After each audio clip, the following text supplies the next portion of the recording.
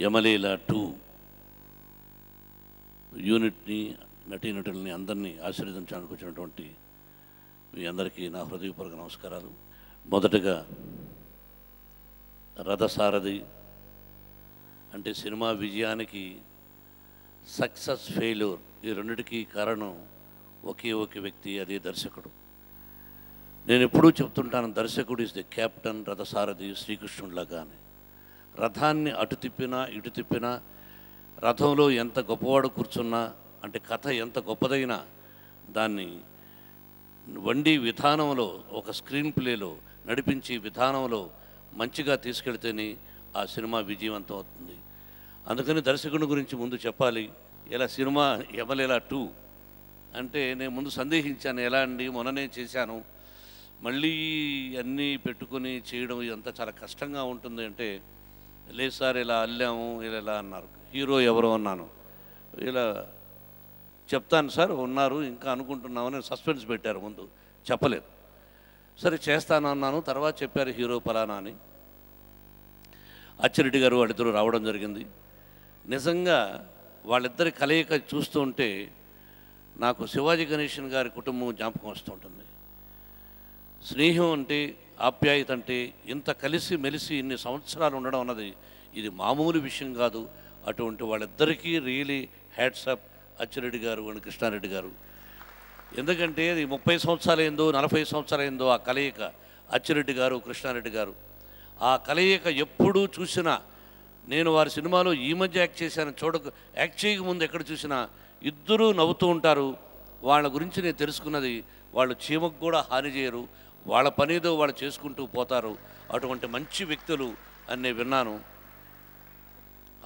విని ఆ దర్శకుడి దగ్గర నేను పనిచేసిన దానికి నిజంగా నిజంగా నిజంగా చాలా ఆనందించాను. నటుడికి సెట్లీకి వెళ్ళిన తర్వాత కావాల్సింది ఏంటంటే, అరటిపండు ఒలిచినట్టు చెప్పడం ఒక దర్శకుడు. నాకు కావాల్సింది ఇది అని చెప్పాలి.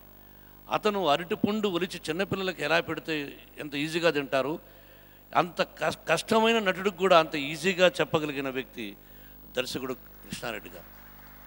ఇది పొగడ్త కాదు, నేను పొగడాల్సిన అవసరం నాకు లేదు, పొగిడించుకోవాల్సిన అవసరము ఆయనకు లేదు.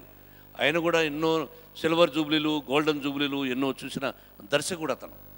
కాకపోతే నేను ఫస్ట్ టైం యాక్ట్ చేశాను కాబట్టి ఒక నటుడుగా నేను ఎంత అనుభూతి పొందాను ఒక దర్శకుడి గురించి చెప్పాలంటే 100% నేను ఆనందించాను, గర్వించాను. అటువంటి మంచి దర్శకుడి దగ్గర ఇంతకాలానికి యాక్ట్ చేసి అదృష్టాన్ని నాకు కలుగు చేశాడు ఈ హీరో అండ్ ప్రొడ్యూసర్ అని చెప్పి కూడా, ఇది ఎగతాళి కాదు, ఇది నిజం.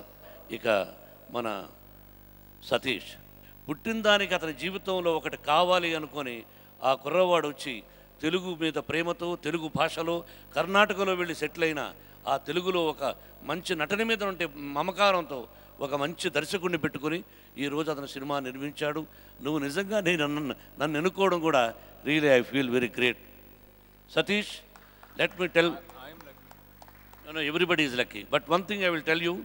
చెప్పడానికి కొంతమంది సిగ్గుపడతారు. స్వర్గం నరకంలో నేను యాక్ట్ చేసినప్పుడు నీ అంత ధైర్యంగా నేను యాక్ట్ చేయలేకపోయాను. మా గురువు గారు కాలుతో తన్నేవాడు, డైలాగ్ చెప్పరా. కానీ నిన్ను చూశాను, మా గురువు గారు నన్ను సెట్లో తిట్టిన దానిలో 1% కూడా అసలు తిట్టలేదు కృష్ణారెడ్డి.